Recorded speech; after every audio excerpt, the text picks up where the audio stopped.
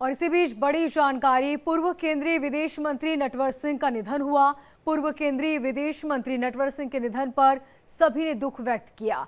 95 साल की उम्र में उन्होंने अंतिम सांस ली। वो लंबी बीमारी से जूझ रहे थे और गुरुग्राम के मेदांता अस्पताल में उनका इलाज चल रहा था।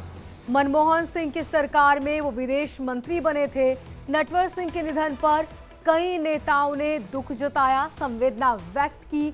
साथ ही सभी ने सोशल मीडिया के जरिए भी दुख व्यक्त जताते हुए कहा कि हम कामना करते हैं उनके परिवार के लिए कि वो इस दुख की घड़ी में मजबूत रहें, उन्हें ईश्वर शक्ति प्रदान करे। ये बड़ी जानकारी आप तक पहुंचा रहे हैं। राजनीति में शोक की लहर है। पूर्व केंद्रीय विदेश मंत्री नटवर सिंह के निधन पर हर किसी ने गहरा दुख व्यक्त किया। वो लंबे समय से बीमार चल रहे थे। गुरुग्राम के मेदांता अस्पताल में उनका इलाज जारी था। मनमोहन सिंह की सरकार में वो विदेश मंत्री बने थे और नटवर सिंह के जाने पर उनके प्रशंसकों ने भी उनके लिए दुख व्यक्त किया। कई राजनेताओं ने दुख व्यक्त किया है। साथ ही ईश्वर से कामना की उनकी आत्मा शांति के लिए।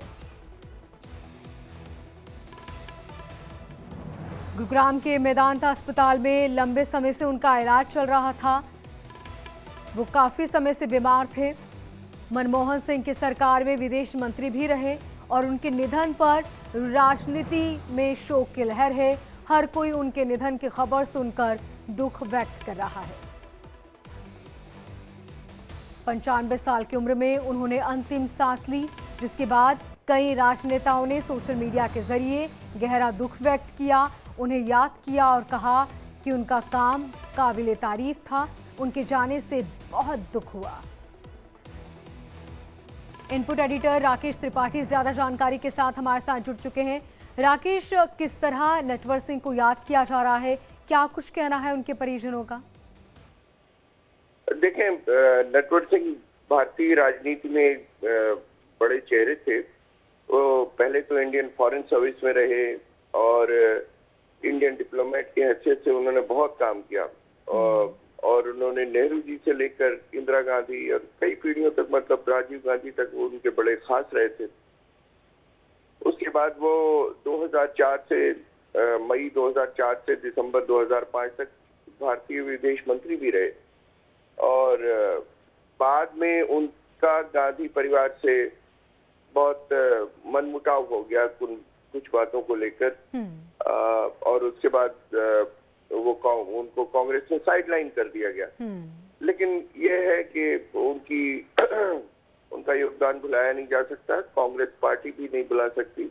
बहुत सारी विशेष तरह के प्रयोजनों के लिए उनका कई बार इस्तेमाल हुआ। इसके बाद चर्चा की जाती है अक्सर। वॉकर कमेटी है, उसको लेकर उनका रेजिग्नेशन हुआ था जब वो यूनाइटेड नेशंस की वॉकर कमेटी थी। उनकी अपनी रिपोर्ट थी जिसमें उनका नाम आया था, तब उनको रेजिग्नेशन देना पड़ा था। ये उनके लिए धब्बे की तरह था। अदरवाइज वो गांधी फैमिली के बहुत करीबी थे, ऐसे पॉलिटिशियन थे और उन्होंने गांधी फैमिली की 3 पीढ़ियों, नेहरू, इंदिरा गांधी और राजीव गांधी, सबके साथ किसी न किसी हैसियत से काम किया ही था।